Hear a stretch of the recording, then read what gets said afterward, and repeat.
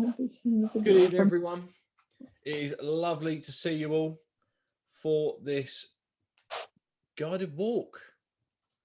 But this time, it's a guided walk a little bit closer to home. It is for us. Well, for us, yeah. Over the Folkestone Downs. But we've got other little bits dropping in here and there as well. We've got a bit in the Lake District, or a bit from the Lake District. Well, you're going to need a pencil and paper for that one. So yes. Be ready. Be prepared. And have to make notes. In fact, you might need to refer back to any notes you made last week. Wow. Because exciting. We've got that. We've also going to talk a little bit about the events we've got coming for the summer. We're going to give you some dates and the various bits and pieces. I'm hoping that one of my co-presenters, compatriots, will be with us, but she did fall in a pond earlier and need to go home and have a shower. So I don't know whether she'll be here. I'm hoping so. But anyway, we should crack on. We should indeed. So, as I said, was out this afternoon in the woods, went over to Ham Street and also to, I think it's Coniston Forest. And when we were at Coniston Forest, there were a couple of things that kind of sprung to mind. You see, obviously, you'll be aware in the fact that we've talked about all of the different things we can learn from the countryside and the things that we can sort out. And there was an absolute gleaming example today in the fact that when Bronwyn arrived, she had a stinker of a headache, which was credit to her. She still turned up because we were going out and doing some planning. And after she'd actually been out for an hour or so in the woods and we'd be walking around, and she'd allowed herself to become absorbed with the countryside, become connected of it, breathe in the air, and let that kind of relaxing thing happen. And before we left, she said, "It's amazing, my headache is completely gone." And it's one of those things. If we let nature help us out, it will, a lot of those problems, the medical issues will go away. But it kind of just got me thinking, what do we normally do when we have a headache? We throw a tablet down our throat. Now, I don't know whether that tablet will work. It might be a placebo. It might actually have some kind of effect and it might kill the pain, which is after all what we want. But it doesn't actually make the headache itself go away, because normally that's caused by something else, some stress or pressure in our bodies, which obviously the countryside helps us relieve. It could just be dehydration. Half the time we get headaches because we haven't drunk enough. So it just kind of crossed my mind that one of the things that actually just came out of walking around today was we should actually try and spend our time addressing the problem and not the symptom. Vital lesson, I think. Definitely. Too right. Well, guided walk. Guided walk. Should we play part one? We could indeed. We went out on Sunday knowing that we had an awful lot on. And it was a case of what should we do? Where should we go? And this walk kind of like seemed the obvious one. Now, if you've seen any of the social media, you'll have known we talked about a Motte and Bailey Castle. And not to kind of do ourselves down, because it's a bit of accidental reprogramming. We shot an extensive feature about the Motte and Bailey when we were there. We both remember it. We both did it. In fact, we even commented how amazing I was in my presentation.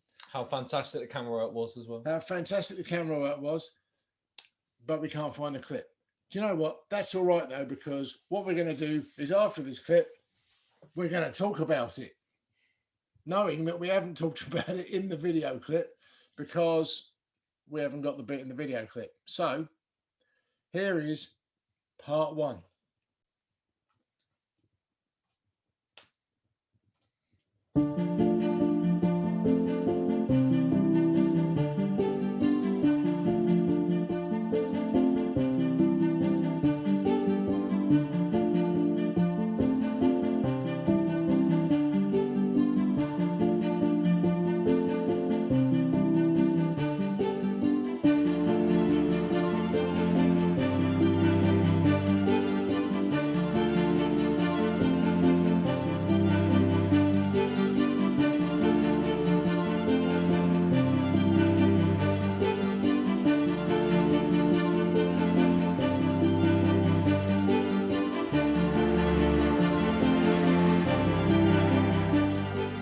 park up at Creek Road West, go through the gate, turn right.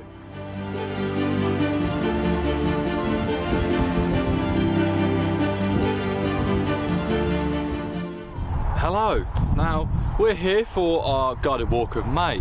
Now we're up in Folkestone and we're going to go on a bit of a walk and see a bit of history and a bit of modern history. We're going to go have a look at some Motte and Bailey Castles and we're going to take in the beautiful views around Folkestone as well. And this place is really lovely to come to of an evening when the sun is setting too. So come along for the ride with us. Come on, Bruno. So the plants that we've got here are cowslips. They're a form of primrose, and medicinally in the past they would have been used for sore throats or nasal problems, decongestions, anything that would cause your lungs to clog up. But they're up here, they're very small because they're also very exposed.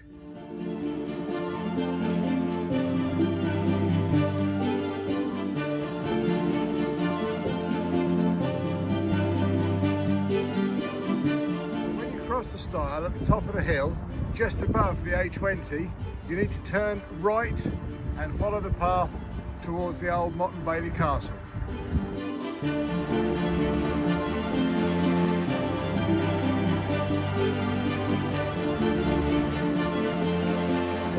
Go through the gate and continue straight with the path.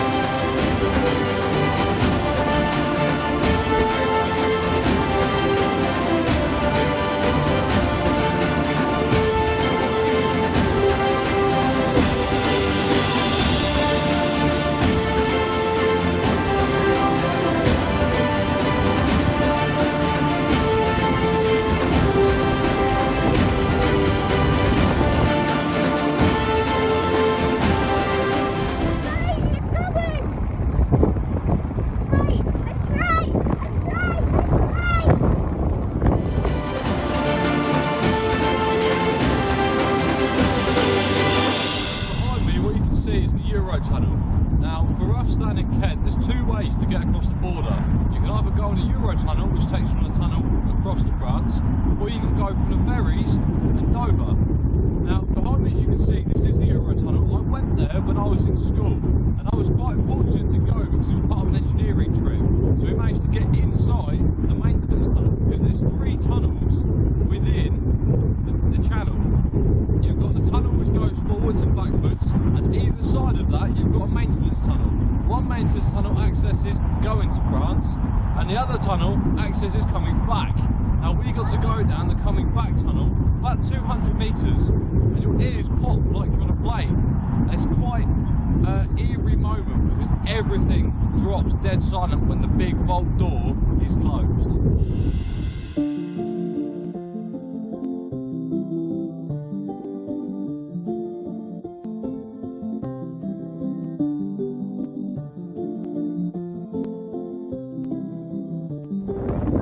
Past the fort, started descending the hill, nothing at the edge of the field to the very end, and you'll find a gate, at which gate you then turn around really sharply, kind of real U-bend, carry on down the left past the old waterworks.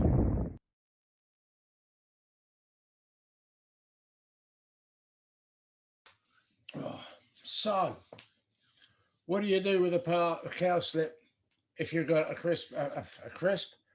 problem that needs to be done? Apparently, you need to grind it up and make a kind of pasty solution out of it.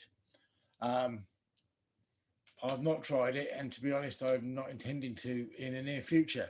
But yeah, you kind of powder it all up and mix it in and make an infusion and gargle it, apparently.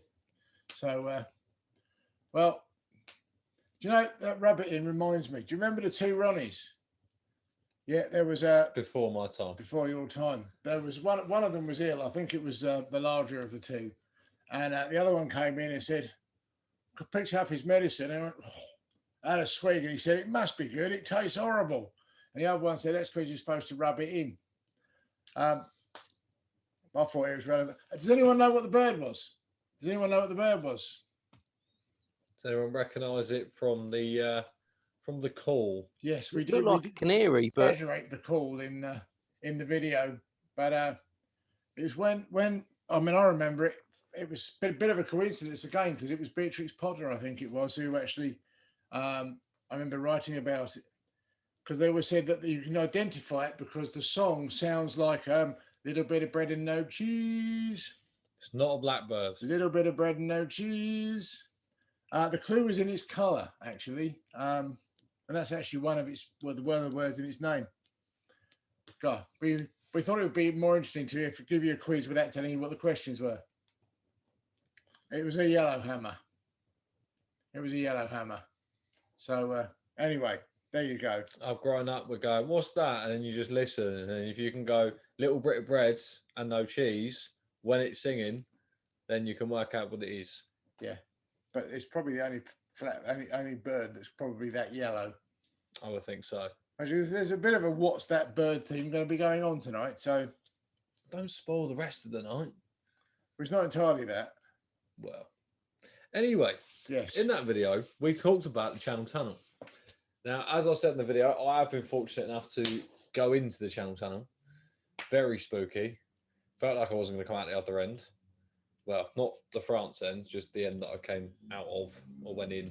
But I did a bit. Sorry, that just reminds me. Gillian's got that thing on the back of the office, hasn't she?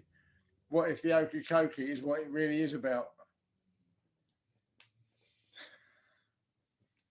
I have no idea what relevance that has with this. Hey, but you just said that's what it's all about. Anyway, right, Channel Tunnel. Ignore him. Channel Tunnel. Well, for now, listen to me. For now, right, Channel Tunnel. Channel Tunnel is 50 kilometers long. There is a point, I think it's 0.7. It's a 49.7 or 49.8, but majority of these things you just round them up. There's probably a wiggle in there somewhere they haven't calculated for. So they're about 50 kilometers long. The lowest point of the Channel Tunnel is 75 meters below sea level. That's quite deep. You think the English Channel itself, at the deepest point of that tunnel, is pretty much on the floor. I have no idea how they managed to actually build it, because you've got to either have some serious submarines going down there to do all this, or you've got to go underneath the channel. They use a tunnel boring machine, TBM. But even then, that's a serious feat. And considering they started building it in 1988 as well. So this is... Yeah. They used to have one of those TBMs sitting on the side of the M20. You know, where you go past and they've got that kind of, that big building. There used to be a tunnel boring machine actually sat on the top of the cliff at the side of the road. Oh, I know vaguely what you mean. Yeah. You kind of a big swirly thing on the front.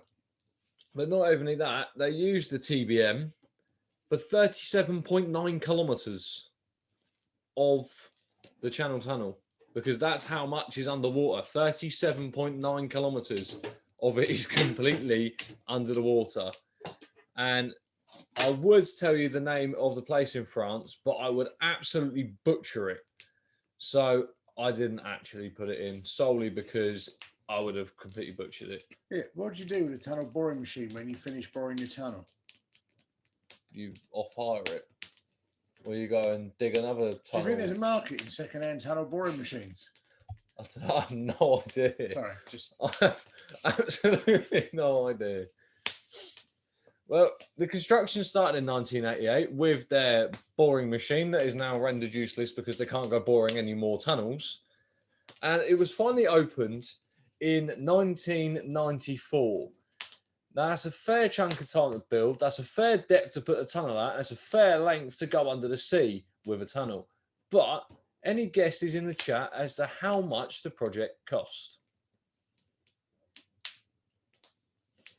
Considering you've got to buy a TBM as well for this. I think they had two, one for either end. We have 1 billion. I think that's a bit under, isn't it? It's got to be a bit more than that. 23 billion. No. Well, I can tell you, it's 9 billion to build the Eurotunnel. And they didn't meet in the middle. They went through from the UK and basically tunneled their way out, and they knew where they wanted to end up in France, and basically just went straight to that point and kind of gradually did that and went up. I've seen a cartoon. Otherwise, that would probably be the main reason why they got 3 tunnels. The French went that way, we went this way, and then we ended up putting one in between the two of them and calling them maintenance tunnels. Yes. But we will never know. But anyway, yeah, being in a Channel Tunnel is very spooky. You know, when you go up on a plane and you get up to a certain point and your ears go. It's the exact same system when they close the bank vault door that holds the maintenance tunnel. Because, of course, if you think about it, if you can get into the Eurotunnel and you could walk down one of those maintenance tunnels, yes, it would take you a little while to walk it, but you could walk to the other side and come out in France. So they have to have these big security doors that are like bank vault doors to keep people out, but also to keep it all safe, because if it floods, it's not going to go anywhere. However, It is a very spooky place to be. But imagine. God. Anyway, Motte and Bailey Castles. Motte and Bailey Castles, and see, they're pretty sure there was an Iron Age fort on top of the hill. And there's certainly various workings. And if you saw that bit of zoom-in work I did at the beginning, you can see that there are definitely cutouts and mounds and various things up there. And I remember reading on one occasion that it was suggested that there was actually a Motte and Bailey Castle up there. Now, Motte and Bailey Castles arrived in this country after 1066, when William the Conqueror came and conquered. And because they're a relatively quick castle to build, and they're pretty easy to defend in the short term as well. So you've got the two sections. You've got the motte, which is the bit that's the high up bit, which is on a mound, which is generally at least 3 meters high.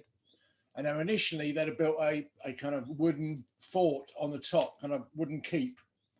And then the bailey is the kind of larger circular area that's at the bottom, where obviously they keep the livestock and stores and the commoners and that kind of thing. And if they were there for a long period of time, then they quite often would actually then reinforce them with rocks. You know, they would build the keep out of stone and build walls for around the bailey. But the also interesting thing is that the phrase Motte and Bailey has actually only been around a couple of hundred years ago. They didn't bring that name across with them.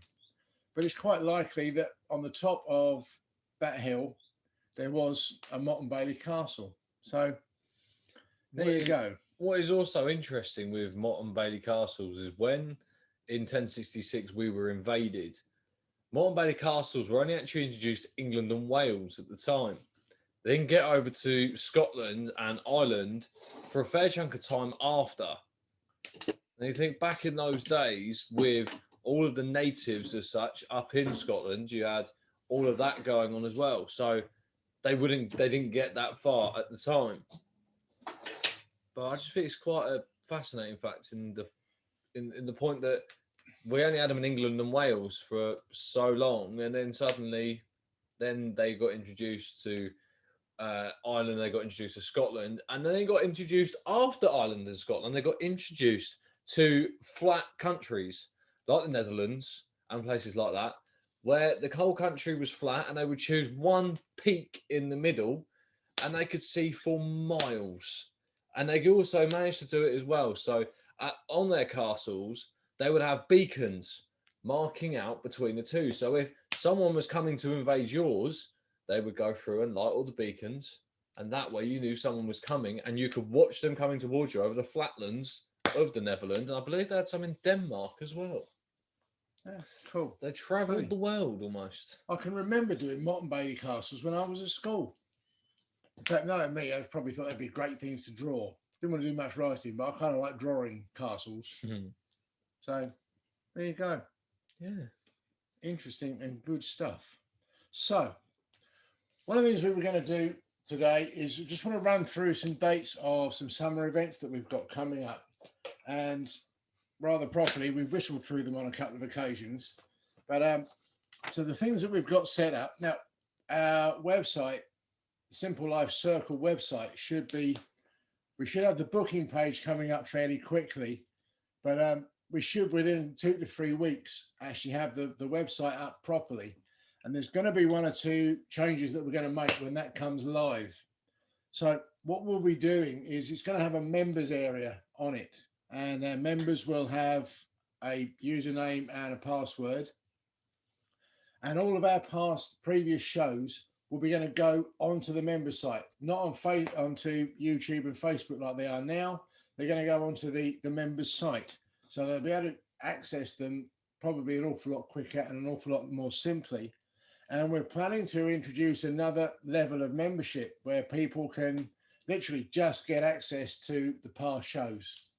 And that's probably going to cost a £5 or so, but be more about that as we come through. But the dates and the events that we have got. So in June, our first event of the year on the 19th, we've got 5 Senses at Warmer Manor.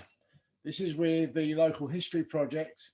You can't normally go into the Warmer Manor, but they're going to do part of the activity, and then we'll be running experiences with them. That's on the 19th. So that's looking pretty cool.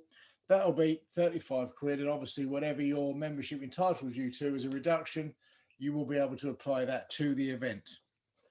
We've got a 5 Senses experience at Dode. Dode Church is near Gravesend, that area of the county. Again, whatever level of percentage off will be applicable to that one. And then we've got the Discover and Recover event with Bronwyn that I actually went out and researched today. And we're going to be running that in Alderston Forest, which is down near Ham Street on the A2070. And that's looking like a really exciting event.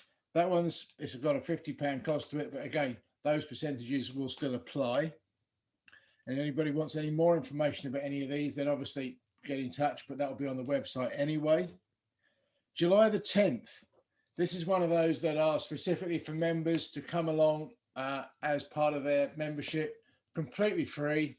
They obviously need to provide their own food. Now, they will still be open to the public, but what we do need you to do is to book on just to let us know that you're coming. Okay. Then we've got a 5 Senses at the church. This is again with the history project. We're going to Oxney Bottom. Oxney Bottom is allegedly one of the most haunted places in Kent. It's not even Kent. It's the whole country. Oh, it may be the whole country, but anyway, we're going to get into Oxney Church, and you cannot go into Oxney Church. We've already had quite a bit of interest about this one, which is rather exciting. Again, that's a £35 cost, and the normal reductions will apply. So that's cool. 21st, 22nd of August. We're looking at running out 5 Senses in the Trenches weekender. Again, with the history project, we're actually going to spend the night in the trenches. They're going to lay on some, I believe, 1 or 2 possible explosions, sound effects to make it fairly realistic. We'll have 5 Senses experiences. There'll be, metal detecting, and various different pieces going on, activities on the Saturday evening. But don't worry, no one's getting trench foot. No one's getting trench foot, but say that one, we haven't got prices or anything else on that one yet. We need to make sure that one books up with the Oxney and the Warmer Manor events as kind of feeders to that one.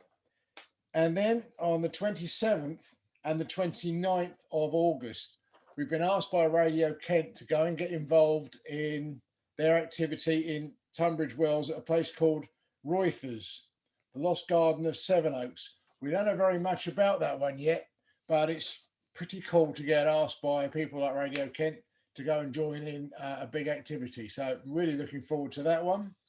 These dates and activities will all be posted onto the website when it is live and up and running, hopefully within the next couple of weeks. Yeah, with I'll have those. And then in September, again, we've got the second event, which is specifically aimed at our members. That's the 5 Senses at White Horse Wood, top of Maidstone, Detling Hill. And we've been there for a guided walk. Yes, we did one there. I think it was February, was it?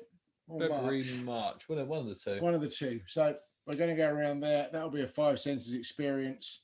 Again, will be open to members of the public, but it's one of those that we're setting up as a member event. And then on September the 19th, we've got a second Discover to Recover, which will be at another location with Bronwyn and myself, somewhere near Ham Street. So there we go. That's the plan we've got for the summer. I don't think there's many weekends I've got off now, but so we're hoping to see as many as possible, as many of those as you possibly can. So there we go. That's a little bit more depth than we kind of rushed through them previously, but please book on. And there'll be more information and a little bit more in depth than that on the website when it goes live. There'll be descriptions and how to book on when it is live. Yeah, I mean, if anyone's ever come to the 5 Senses we did last year, they will be similar. They're slightly upgraded. There's some slightly changed content. I'll be there. Some of them. Ross will definitely be there for the Simple Life Circle members events and one or two of the other ones. So anyway. The date for the trenches is the 21st and 22nd of August. Well, I'm rather looking forward to that one. I'm rather looking forward to all of them, actually. I mean, if I get to run around with a bayonet and stab some potatoes or a sandbag or something, I'll definitely be looking forward to that. You just think it's going to be Dad's army, aren't you? No, I'd never said a word. That's it. Could you please send these dates out? I need to check the diary. Sadly, I'm away for those dates. Not to worry. There you go. They are. They'll be, to say, as soon as the website page is available, they'll be on there. But going to Exmoor. Ooh. There you go. Nice for some. Definitely. Anyway, should we get the next of these here? I believe so. This walk video on. If I can read, that's the one.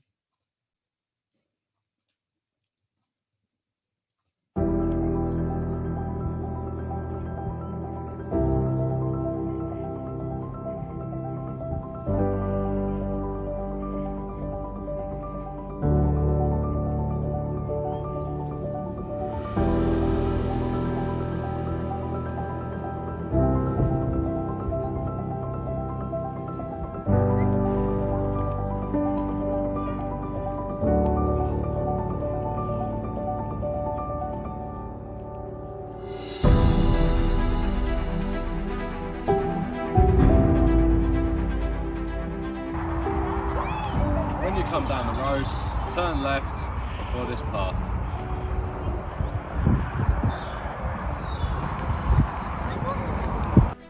The yellow flowers that you can see here are yellow archangel. They're a kind of dead nettle. They quite often will paint a woodland yellow when the bluebells have finished. But as you can see this year, that's kind of gone a bit awry because bluebells, as we know, have only just started.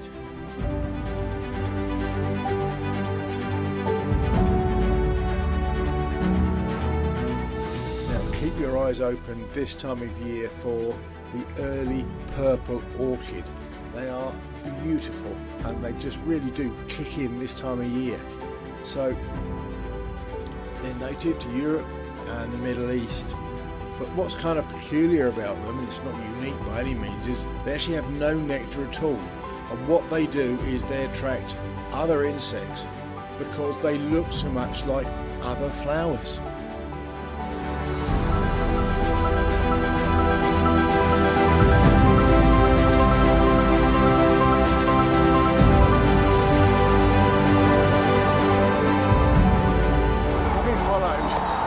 many paths through the woodlands on the downs, you'll come to a gate such as this one right next to the bridge on the A20.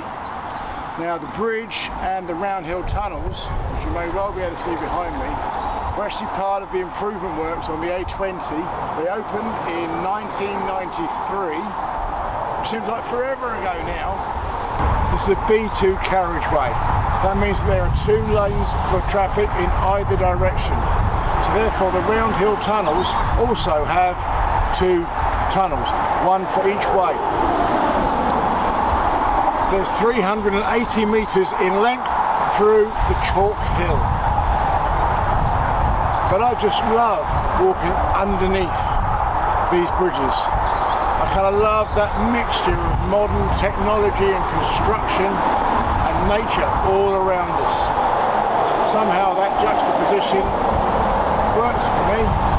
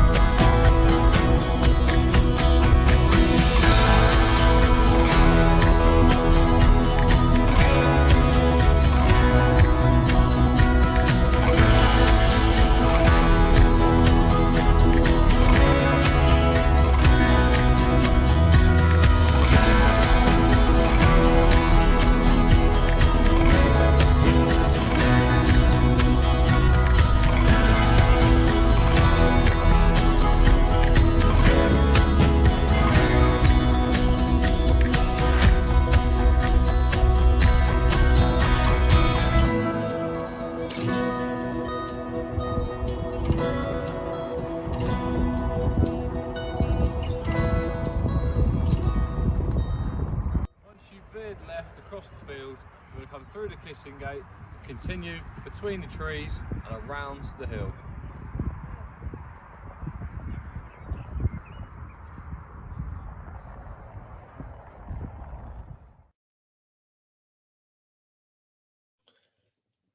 Now it's been years since I actually went down to, well, underneath the motorway. I vaguely remember last time I went down there was when Dad was in a band and they was going to shoot some album covers. Great place for an album cover. So maybe we'll have to dig one of them out and put a picture in the Facebook group. Yeah, we could do that when we could play the album. No, we won't do that. There's some good songs on the album. There's some good songs. It never actually got released. It was one of those. Every time we got a band together, we get an album together, and we'd just be ready to release it, and somebody would leave. I mean, generally because of a job or something. It was rarely because we had musical differences or anything like that. But it just meant that you couldn't really release an album, that you couldn't actually go out and perform, and amateur bands are difficult at the best of times. So tough life of a rock and roll star. Clearly. Absolutely, tough life of a rock and roll star. Right. Those people, you need your pen and pencil and paper now, because we are going to show you a little clip called Garden Visitors in Coniston. And we'd like you to try and work out or guess who the garden visitors are. Now, those people who were here last week and made notes will have an advantage over those who weren't. I'm not going to tell you any more than that, and we'll chase through them afterwards. Okay, so can you pass me some paper and a pen, please, sir? Here you go, sir. Probably best to have the tray as well, I think. Oh, they're getting to see a bit of behind the scenes right now. Sure. God, you look Right. at that. Here we go. Okay.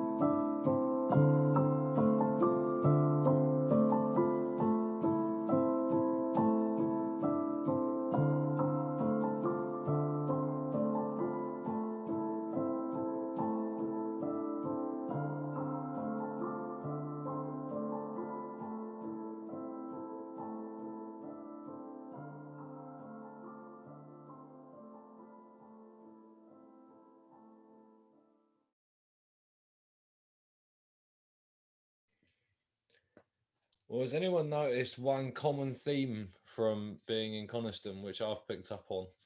And I picked up on it when I was there last week. It rains every day. No, not every day. It's wet majority of the time. I mean, certainly when some people came and stayed in the flat upstairs on the Friday evening, I'm thinking they're just starting their holiday. And then I looked at the weather forecast and I didn't mind the fact they were there because it was horrendous. Anyway, so what contributions have we got for what was what? Anybody got any idea of the characters in the video? Oh, it's like a rolling scene at the start of a film. It is. It's like, you know, in like the proper old films where they have like a frame of someone, it stops at the frame of them and they have the name come across and what they're known as in the film. Credits. Starring, yeah, at the start of the film. We should have done that. We should have had a second version. We could have tried it. We could have done it like Snatch. Oh, look, there's some. We got some come up. Look. So we've got Blue Tit. No. Finch. There was a finch. There's lots of different finches. Could have been. Sparrow on grass. No. Lambs in the garden. 2 of them are full grown. And the owl on floor, I knew you'd pick up on it. And it's a statue. It's not real. I saw it as well and I picked up on it and I knew someone would mention it. Wooden tawny owl. A warbler. No. Don't think it was a warbler. No. And a squirrel. There was definitely a squirrel. Yeah, squirrel. Absolutely fact. There's 2 versions of squirrel in this country. I know, just had to say, I knew you would as well. Chiff Chaff. No. All the red are gone. Not quite yet. I believe there's still a few in protectedness, if that's even a word. No, red squirrels. There are a few about still. Yes. Not many, but there are still a few. Do you know, I've not actually seen. I have actually seen red squirrels on a reserve at feeders. I've never actually seen a wild one, but I have seen red squirrel poo. Cool. How exotic. How exotic on Brownsea Island. So we've got a raven. No, not a raven. Not a raven. Sheep. We did have sheep. So woodpecker. There was a woodpecker. But there's 3 different kinds in this country. Crow. There was a crow. There was a crow. Chaffinch. There was a chaffinch. And a wren. Look, chaffinch. Chaffinch. No, not a wren. I'll tell you what we're going to do is we're going to play the video again, right? Great tit and a grey squirrel.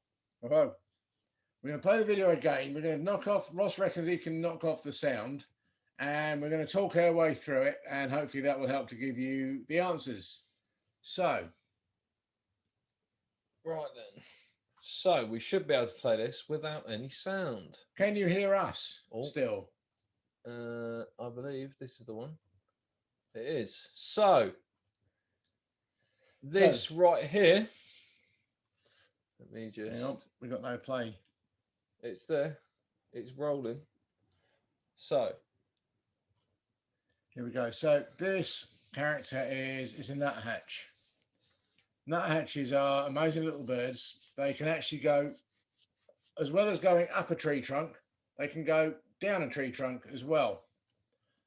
This was a great tit. And I kind of like this one because it had a good old peck about. And then the nuthatch came in and knocked it off. And then when the nuthatch flew away, they came back. There's the nuthatch knocking it off. The nuthatch hasn't kicked around though for very long. Just came in to do a bit of a wallop. This is a dunnock.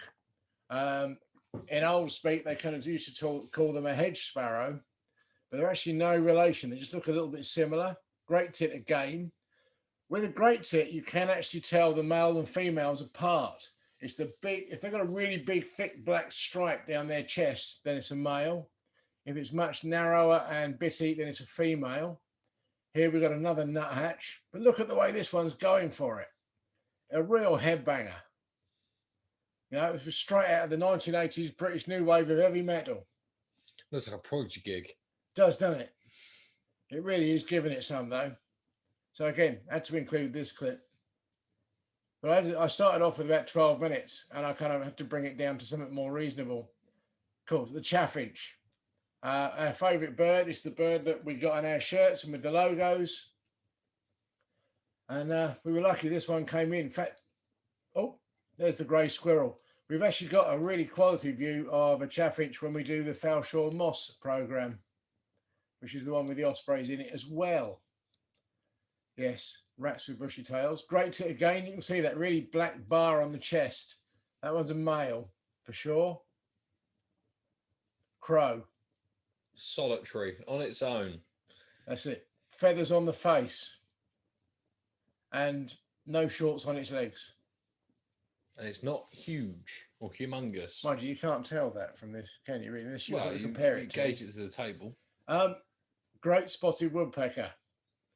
And I love this. I was amazed. We got up there on that first Saturday and the great spotted woodpeckers came out and the nuthatches did. And we didn't see them for the rest of the day. We thought, sort of, wow. But this is the one clip where we got to see the front and the back of the bird. And I mean, I was well chuffed. When I was just checking, I went on the RSPB site and it said, commonly seen on feeders. I'm thinking, not in my garden. So we were kind of made up. This one's a female. There's no red on the back of the head. The males have got a red patch on the back of the head. But for me, I don't care. Seeing a great spotted woodpecker on a feeder is just absolutely awesome. I know my wife will tell me I overuse the word, but it's really awesome. Just absolutely stunning. Love it. Go. A woodpecker comes to my garden and a garden feeder and bird bath. There we go. Nice now, reference to last week, these are Hardwick sheep. And if you remember, we said the youngsters are mostly black and they get grey as they get older.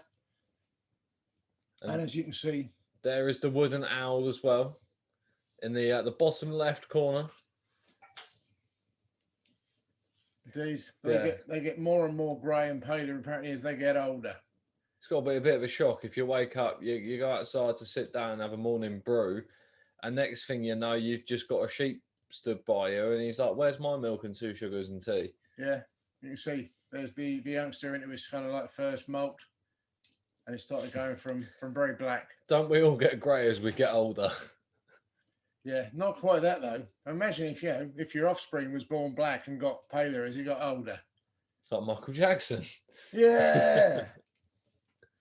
You got a point there, actually. It could be getting Michael Jackson. So anyway, that's it. There they were, gone. Incidentally, we had to take the soundtrack off that because we were actually playing a video of Outnumbered. Do you remember them off the telly? There's another nuthatch as well. And back to the nuthatch. So with the nuthatch, I think they look a little bit like Teenage Mutant Ninja Turtles with the strip across their eyes almost. It's funny, we do see them down here, but not the way we saw them up in Scotland that time. That was pretty cool. So just to recap, for those of you who are scoring, nuthatch, great tit, dunnock, chaffinch, grey squirrel, crow, great spotted woodpecker, and Hardwick sheep. So after all, we did the animal of the week last week was the Hardwick sheep. So I guess, I think, great. You have to be a grey squirrel. We can't have just squirrel. I think that's good enough. Woodpecker, we'll be generous on the woodpecker one. And we won't knock points off for spelling of Hardwick as well. No, there is a Y in it, by the way. So I guess that could be, I don't know, 1, 2, 3, 4, 5, 6, 7. So that'd be a maximum of 9. Because if you put sheep, we give you 1 point. Hardwick sheep, we give you 2 points. 6, but didn't specifically name the woodpecker and sheep. Go. There you go. That's fine. We'll be generous. You can have your 6 points. That's cool. That's good. Definitely, that's good. Well, shall we get on and play? I think what we could do before we play that last clip. If anybody is interested in becoming a member, Ross is just going to put the link into the chat. All of the information is there. All the details is there. Go and have a look. And if you want to sign up, we'd absolutely love you to do that. Or alternatively, give us a shout and we'll give you any information that we can. Okay. Thank you very much. Here's the last video for tonight, I think. It is Guided Walk Part 3. There's 2, and that would make that one 3.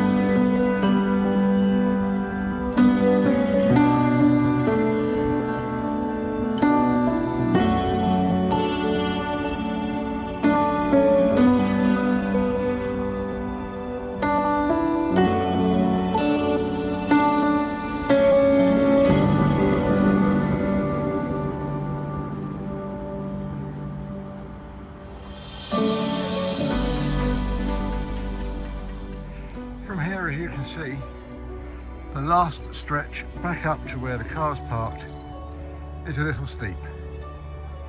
Take it in short sections and you'll make it.